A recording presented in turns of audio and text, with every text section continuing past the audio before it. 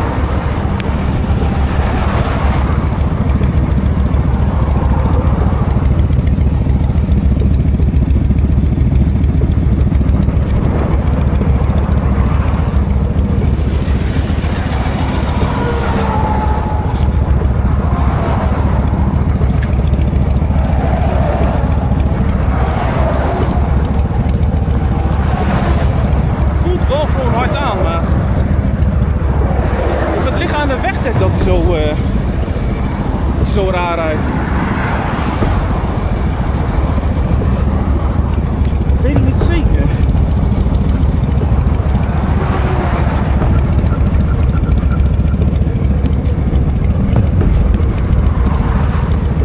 Volgens mij is hij wel gewoon goed. Dit voelt heel raar aan. Ja. Ik ga gewoon rijden. En ik zie wel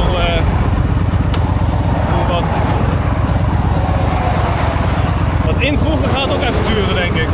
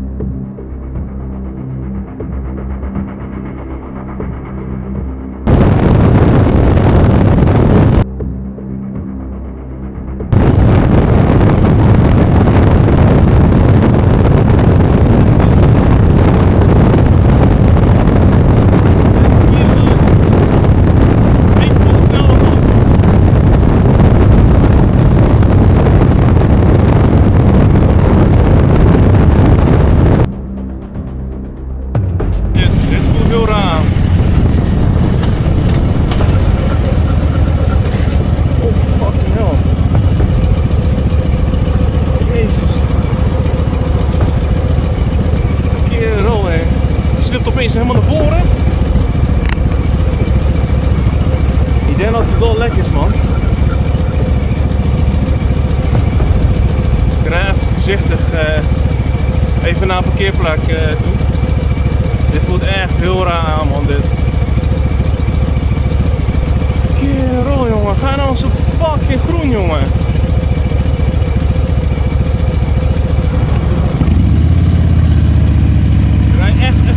Want dit, oh shit, ja, hij is echt lekker. Ik doe mijn alarmlicht wel even aan.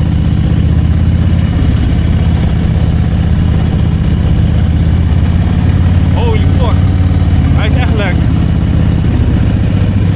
Kutzooi. Ga je niet fucking menen, hè?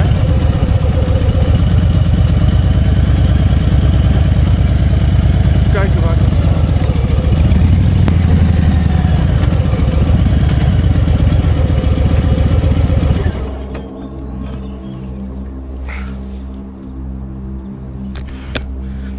Hij is echt lekker volgens mij, man. Oh. En ik weet alleen niet van waar.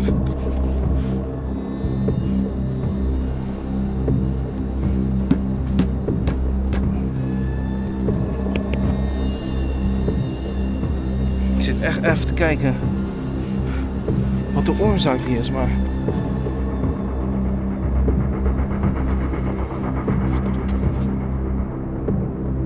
Ik hoor wel iets sussen hier zo.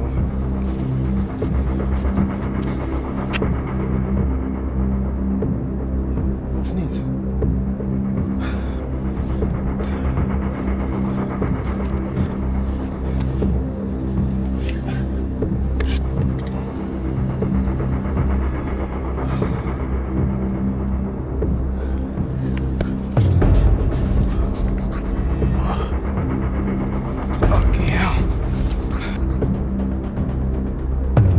Ik hoor wel iets sussen, maar...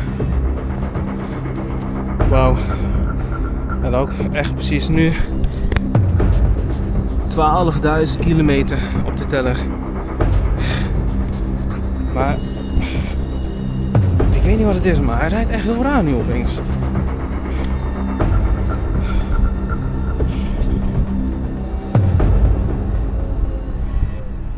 En ik zie ook dat de band ook niet leeg begint te raken.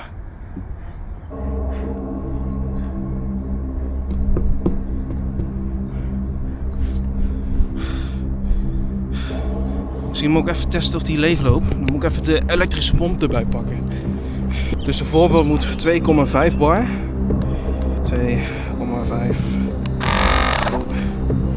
Ik heb wel naar bar en niet PSI. Bar 2,5 voor. Oké, nou oké. Hoeveel die voor staat, want net bij de stoplicht ging ik remmen. En opeens schakelde hij de ABS in. Want ik slipte op een gegeven moment ook opeens helemaal naar voren. En ik schrok me dood, jongen. Maar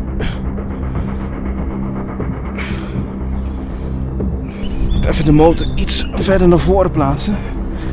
Om makkelijker bij de ventiel te komen.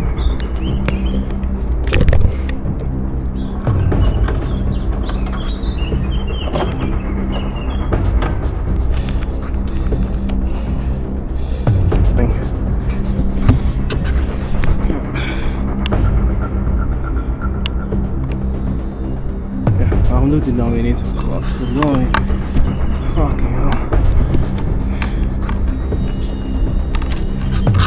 Oh ja. Ja.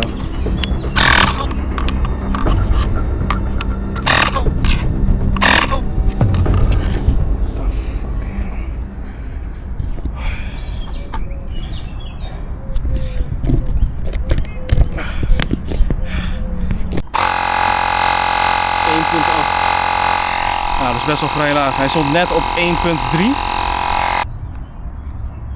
God, wat een fucking kut ding is dit ook.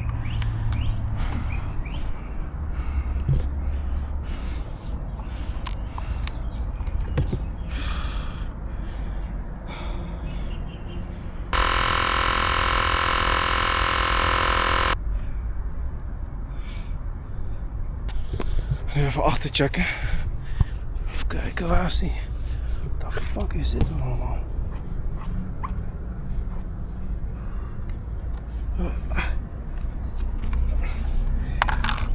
Nu even de...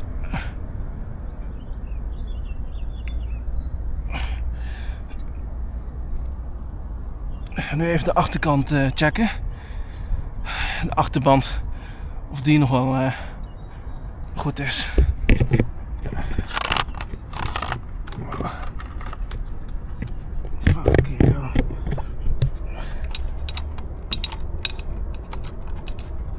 Misschien de andere kant is makkelijker.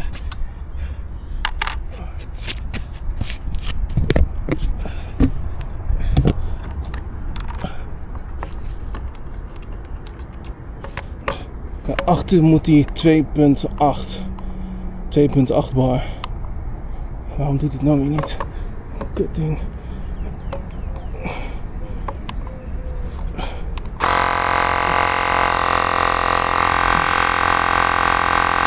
Hij geeft hier aan 2,1 bar.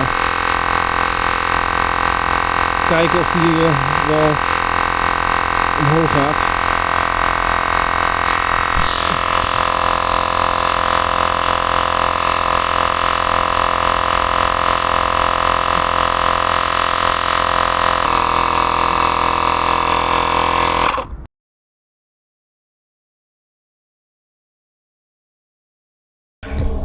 Ik weet eerlijk gezegd ook echt niet wat ik nu moet doen. Ik loop nog steeds te kutten. We zijn al een half uur verder. Ja, ik denk dat hier. Ik zou echt niet weten wat aan de hand is. Hij doet echt fucking raar.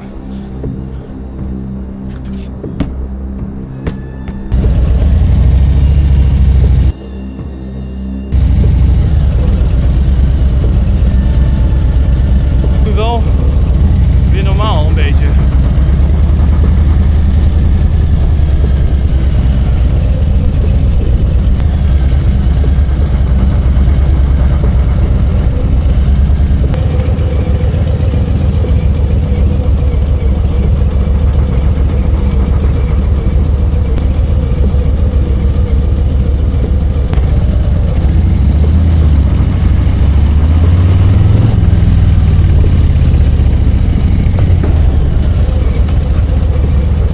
Wat ik ga doen, ik rijd eventjes naar een pompstation.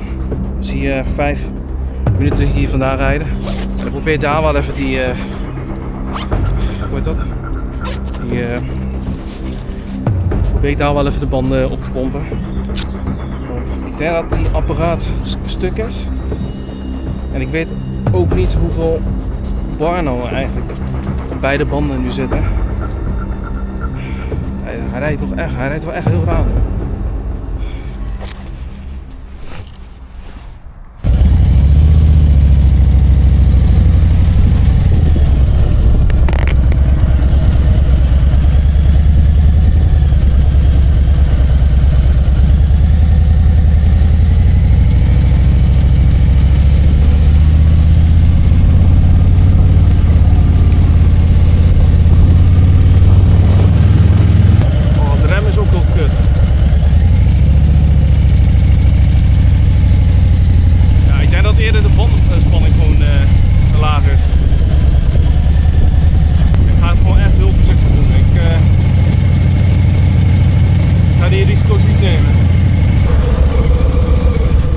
Ik zet de alarmlichten wel aan en ik ga gewoon helemaal...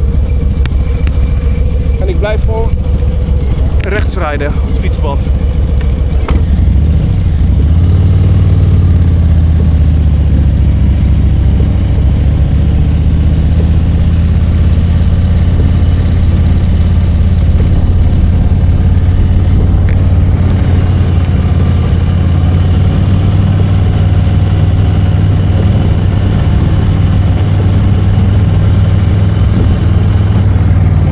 Nu ook echt als een malle, jongen.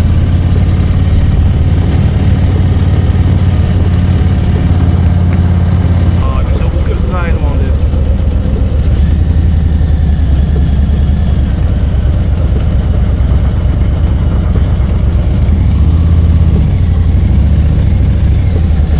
Oh, dit is echt heel kut.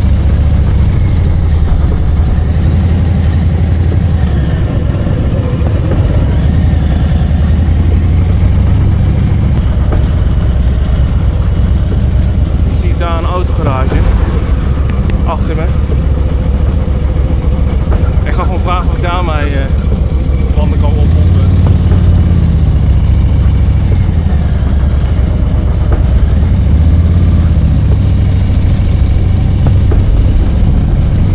Hier zo.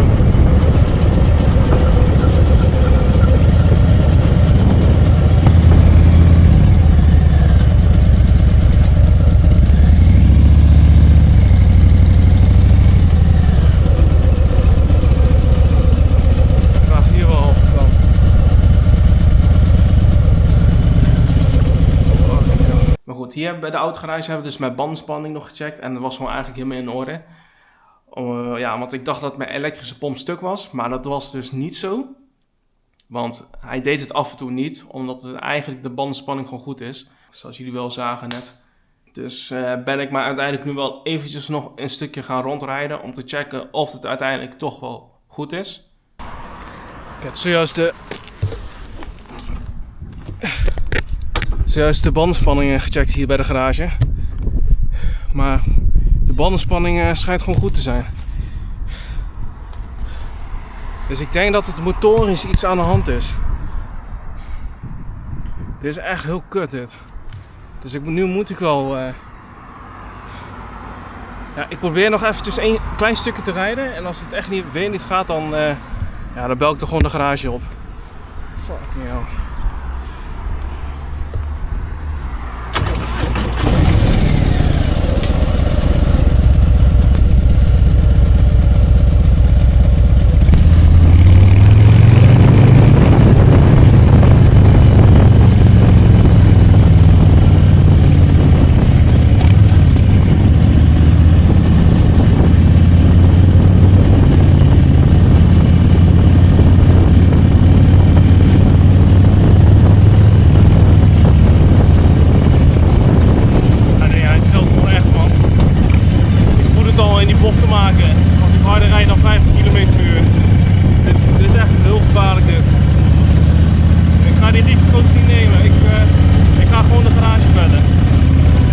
Zo niet veilig de weg oprijden.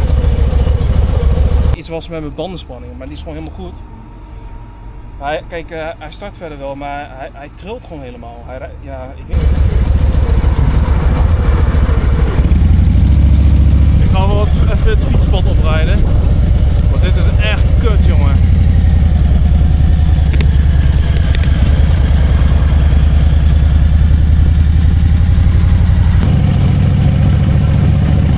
Ik heb bijna geen woorden voor dit. Ik weet echt niet wat ik nu moet zeggen. Ik vind het echt heel kut dit. Zo, dus ik heb de ANWB gebeld. Of een melding gemaakt dat ik nou pech heb. Ja, dat is wel kut, man. Maar ja, ik weet ook niet hoe lang dit gaat duren. Vooral ze mij... Fucking hell, mijn telefoon valt ook al bijna. Vooral ze mij kunnen ophalen. Ik zou het echt niet weten. Ja, ik kies liever voor mijn eigen veiligheid dan dat ik verder ga. En dan ja, dat ik misschien op de weg lig, bij wijze van. Dus ja, dus je moet dan... Ja, op een gegeven moment moet je dan gewoon een keuze maken. Ja of nee. Nou, in dit geval is het nu nee. Baal er wel van, man.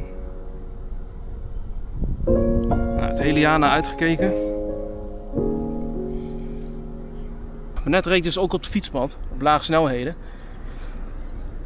En dan begon mijn kast gek te trillen. Misschien iets met de motorisch software, ik zou het echt niet weten, maar hij geeft ook geen foutmelding aan. Even kijken. Nee. Ja, dat is standaard als je de motor uitzet. Maar even kijken, laat hem wel even opstarten. Kijk. Geen melding, geen storing, helemaal niks. Ja. Dus ja, ik zou het ook niet weten. Dus ja, de wegenwacht is hier. Nou, laat me toch wel ophalen. Alleen kan hem vandaag eigenlijk niet gelijk gebracht worden naar de dealer. Dus dat wordt pas eigenlijk morgen. Dus ja, dat moet ik wel. Ja, dan moet ik toch wel een keuze maken dan. Dus moet ik eerst even kijken hoe ik alles weer moet meenemen qua spullen. Moet ik alle spullen eraf halen? Uiteindelijk. Wat erop blijft zitten, blijft erop zitten. Ja. Wat je meeneemt, neem je mee. Ja, want ik heb hier natuurlijk een grote tas. Ja. Hier ook nog, en in de koffers heb ik ook nog wat spullen. Wat ik doe voor jou is, laten we de motor veiligstellen. Ja. En op die veiligstellen krijg jij een andere auto. Krijg je een auto mee. Ja. En dan daar kun je mee naar huis rijden. En dan lever je hem bij jou thuis in de buurt in Veenendaal ergens in. Dan kun jij in ieder geval met je bagage wat je wil meenemen, allemaal meenemen. Ja. Zo, we zijn dus nu, wat zal het zijn? 2,5 uur verder, 2 uur verder. En de takenwagen die komt er zo aan. Had me net nog gebeld. Dus ongeveer over 10 minuten moet hij er zijn. En dat is nu al bijna 3 uur. Dus we zijn nu, dus wat ik net zei, al 2 uur verder. 2,5 uur, 3 uur verder zelfs, denk ik. Ja. Weet je wat, ik denk dat ik maar vast ga beginnen met alles uitpakken. Alles loshalen.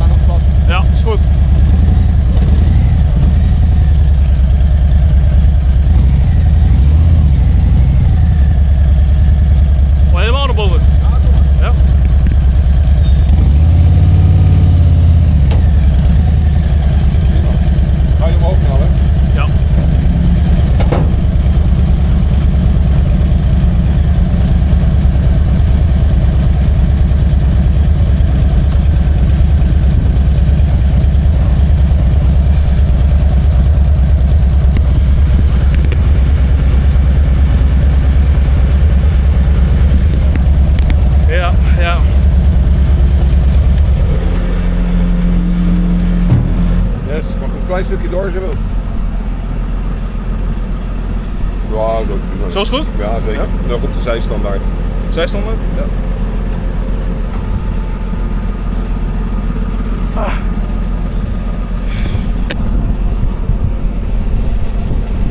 Ik zet er wel even in zijn één. Ja, dat is prima. Dan zit hij vast namelijk. Ja, maar we zetten hem toch vast hoor. Ja, nee. Alleen altijd even zoeken hoe. Ja. Ik weet ook eerlijk gezegd ook niet wat ik moet zeggen vandaag. Ik vind het wel balen, maar ja, het is wat het is. Veiligheid, dat is het belangrijkste. Dat kan ik wel vertellen.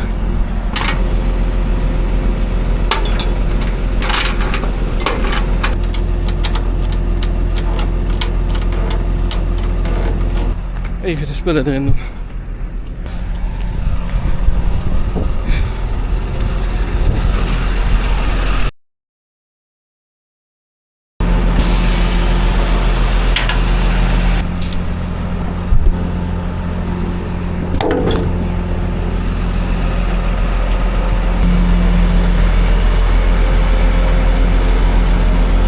Maar je documenteert het gelijk. Ja. Dat doe ik aan vloggen en zo, motorvlogs. Ja? Dat doe ik op YouTube zetten. Ik zal zo meteen wel eventjes een stickertje Ja, geven. ja, ik wou zeggen. Dat is wel eng, man.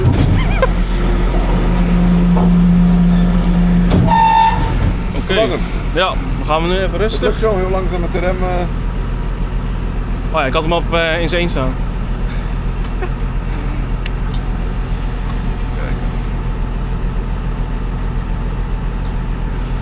Ja, ik staat nu in neutraal. Het gaat goed. Dit gaat goed. Ja, ja, ja. Gewoon rustig rechtuit.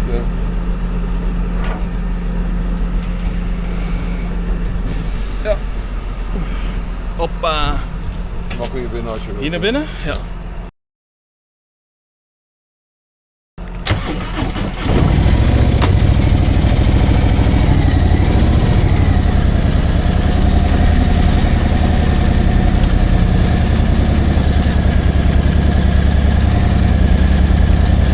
Uiteindelijk is de motor hier dus gebracht waar jullie dus zagen. En dat was in Brunsum. Daar wordt de motor even tijdelijk gestald. Uiteindelijk kon hij niet gelijk gebracht worden naar de dealer. Want dat kon uiteindelijk niet. Want het gaat allemaal via de ANWB. Maar goed, door deze situatie heb ik dus de Garmin InReach heb ik dus aangeschaft. Mini 2. Super vet apparaat. Kijk. Ja, hiermee kan je dus SOS-signalen vrijgeven of versturen. Of sms-berichten naar je contactpersonen versturen. Mocht er wat met jou aan de hand zijn. Of met mezelf in dit geval. Kijk, in dit geval was het niet echt nodig geweest om een SOS-signaal te geven. Maar dit had ik eigenlijk al eerder willen aanschaffen voor het geval dat. Maar goed, ik word niet gesponsord door Garmin of zo. Maar ik wil wel even laten zien dat ik door deze situatie wel denk van... Kijk, stel het had ook anders kunnen gebeuren. Dus vandaar dat ik dit eigenlijk de dag daarna gelijk heb aangeschaft. Dus ja, eigenlijk wel super handig om te hebben. De motor heeft uiteindelijk op 2 verschillende locaties even tijdelijk gestald. Wel achter slot en grendel, zeggen ze. En ja, ik hoop natuurlijk dat de bike ook niet beschadigd is tussendoor. Ik heb voor de zekerheid ook de kilometerstand heb ik ook gefotografeerd. Dat er niet mee gerotzooid wordt of wat dan ook. Dus ik hoop vandaag dat de motor bij de dealer wordt geleverd. Tenminste, dat is wel wat ze mij vertelden, de takeldienst, de transporteur. Dus, ja, dus tot nu toe weet ik nog steeds niet wat aan de hand is. Ik heb wel het vermoeden, omdat ik elke keer dacht dat de bandenspanning niet in orde was. Het was ook niet omdat de motor ook volgeladen is, want ik heb het gewoon precies hetzelfde gedaan als de vorige trip. Alleen dit keer had ik een kleine stoel mee en een tent en dat is misschien nog niet eens 2 kilo bij elkaar, dus daar kan het ook niet aan liggen. Wat ik denk dat aan de hand is misschien dat de wiellaags kapot zijn. Maar dat vind ik wel echt heel bijzonder. Want een wiellager die kan minimaal 1 ton mee. En dat ding heeft net 12.000 kilometer gereden. Dus als dat stuk is, vind ik het wel echt heel slecht. Dat die wiellagers nu al kapot zijn. Dat kan gewoon echt niet. En ik rij zelf ook gewoon heel normaal. Als die wiellagers kapot zijn, is het echt slecht. Echt heel slecht. Ja, dus ja, het is alleen even afwachten wat er nou precies aan de hand is. En ik moet u vertellen, die dag was ook echt super warm. Je kon ook aan mijn gezicht zien dat ik helemaal begon te zweten. En op de ANWB wachten duurde ook zo fucking lang. Ik kon gelukkig wel daar binnen bij die autogarage. Kon ik wel gewoon gelukkig binnen wachten. Er werd me ook allemaal drinken aangeboden en zo. En ze hadden ook lekker airconditioning daar zo binnen. Dus het was echt helemaal top. Ik begon ook halverwege daar binnen in slaap te vallen. Het was echt vermoeiend. Het was echt vermoeiend. Ja, je kakt op een gegeven moment helemaal in door de adrenaline wat er zeg maar daarvoor was gebeurd. En uiteindelijk kom je een beetje tot rust. Ja, dan begin je wel een beetje erg... ja, dat kost wel veel energie. Maar ja, ik heb daar zo lang gewacht. Het was zo vermoeiend die dag. Kijk, misschien stelde het uiteindelijk allemaal niks voor wat er allemaal is gebeurd. Wat ik wel kan vertellen is dat ik ook wel blij ben dat het hier net voor de grens is gebeurd. Want ik denk als ik de ANWB had gebeld en ik was al in België, was misschien die situatie heel anders. Omdat het dan net over de grens is. Dus ik ben aan de andere kant ook wel blij dat het allemaal net voor de grens gebeurd is. En het belangrijkste is dat ik sowieso veilig ben aangekomen hier thuis. Het had uiteindelijk ook anders kunnen aflopen, bewijs van. Maar dat is gelukkig niet gebeurd. Zoals ik zei, ja, op een gegeven moment moet je gewoon een keuze maken. Zal ik nou verder gaan, ja of nee? Uiteindelijk heb ik besloten om te zeggen van nee, ik ga niet verder. Want op deze manier kan ik niet veilig de weg op. Want dit is natuurlijk heel levensgevaarlijk. Op de snelweg begon hij echt als een gek te trillen. Ja, het gevoel was elke keer op de snelweg dat ik gewoon van de motor wegleed. Heel raar gevoel, alsof je net als de fiets op een ijsbaan rijdt. En het is heel onstabiel om mee te rijden. In dit geval was het echt met de motor zo. En ook met het remmen, toen bij de stoplicht, schoot ik ook opeens naar voren. Want de ABS schakelde opeens in. Dus ik denk, weet ik wel zeker, dat de wiellagers kapot zijn. En zoals ik zei, als dat echt zo kapot is, dan is het wel echt heel slecht. Want wiellagers die kunnen zo minimaal een ton meegaan. Ja, dus ik denk, ja. Uiteindelijk ben ik wel blij dat ik alsnog wel alles heb kunnen filmen. Want ik dacht, ja, ik wilde het eigenlijk wel vastleggen. Want het hoort er natuurlijk bij, want alles kan niet altijd goed gaan. En dit zijn ook een van de dingen dat jij als motorrijder ook wel een keer zal meemaken. Dat dingen gewoon niet lopen zoals je had willen lopen. Maar ja, uiteindelijk gewoon rustig blijven. En in dit geval had ik nu wel de middelen om wel hulp te krijgen via het ANWB. Waar daar ben ik natuurlijk lid van. Misschien heb ik niet alles verteld wat ik wou vertellen. Maar ja, het is even allemaal een beetje omslachtig. Oh ja, ik zit natuurlijk wel met het dubbel gevoel van... Ja, ik ben aan de andere kant ook wel blij dat ik veilig ben thuis nu aangekomen. Maar ik had ook liever natuurlijk in Frankrijk willen zijn. Lekker motorrijden en zo. Maar ja, zoals ik zeg, dingen lopen gewoon niet altijd zoals je had willen lopen. Dus ja. Dus mocht je de video leuk vinden, vergeet dan niet te liken. Vergeet dan ook niet te abonneren als je het wilt volgen. Hoe die situatie nu nog verder loopt. Dus ja, dank jullie wel.